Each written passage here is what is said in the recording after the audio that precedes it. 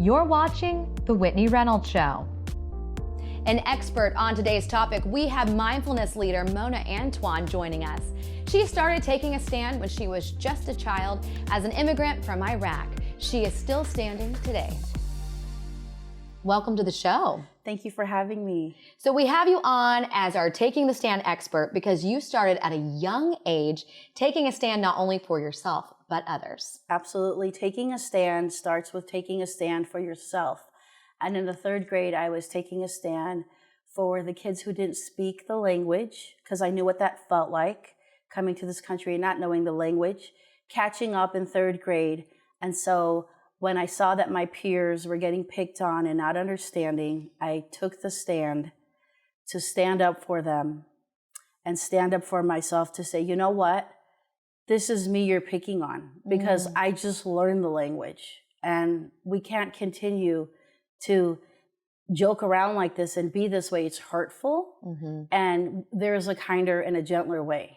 Yeah, and so with that as a third grader, that's pretty hard. I mean, I think back whenever I was in third grade, and that's like not only like hard to stand up for yourself and others, but also very wise. So was there something like as a young kid that you just knew you had this like, I'm going to help others? Oh, you know what? I had my intuition, my GPS leading from within. I wasn't heard or seen as a child because I didn't speak the language. So I was, ignored and passed along in school.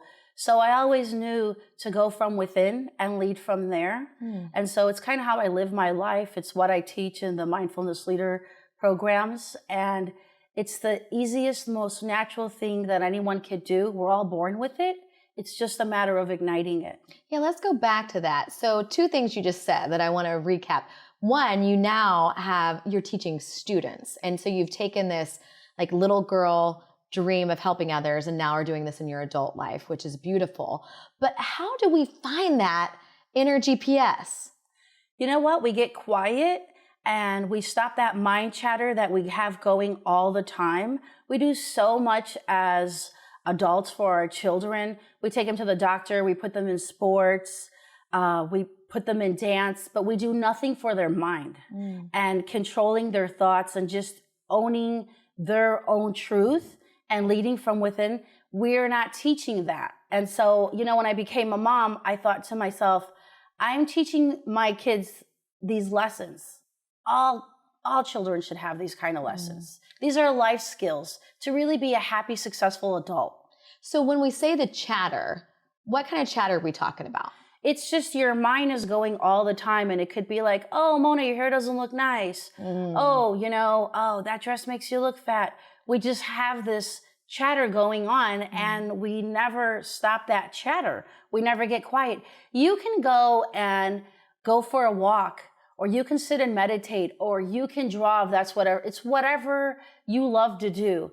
Do more of what you love to do and you will quiet that chatter. It's different for everyone. And so that's what the students learn in these 92-hour programs is this is what makes me happy. This is what makes you happy. And so I'm going to do this so that I can quiet that chatter and really get in touch with my own GPS and intuition. We sure do go for our phones for everything, but we never go within for anything. So with that GPS, that once we discover it, then we can really decide what we do take a stand for. It's absolutely that. And if you don't do that, then you can't really help anyone and you can't take a stand for anyone. And so the thing that happened to me growing up, not being heard and seen, made me go within. And so it was a blessing in disguise, even though it didn't feel like it. It is now turned into a whole organization of teaching the youth to lead from within. And so I think the universe had a plan. Yeah. And I've just gotten quiet enough to hear it. Quiet enough to hear it.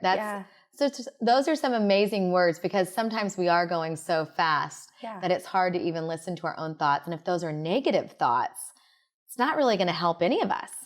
And we all have negative thoughts. And our mind on an average wanders 47% of the time. So we have a lot going against us.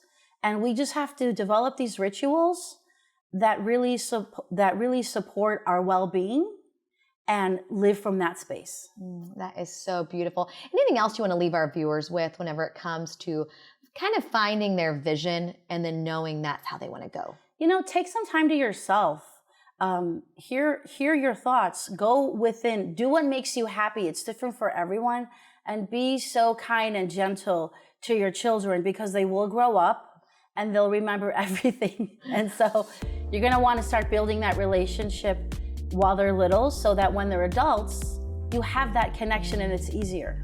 Well, and I love what you started with. You really can't take a stand for anything else if you don't first take a stand for yourself. Yeah. So thank you so much for coming on. Thank you so much for having me. For more information on today's show, visit WhitneyReynolds.com.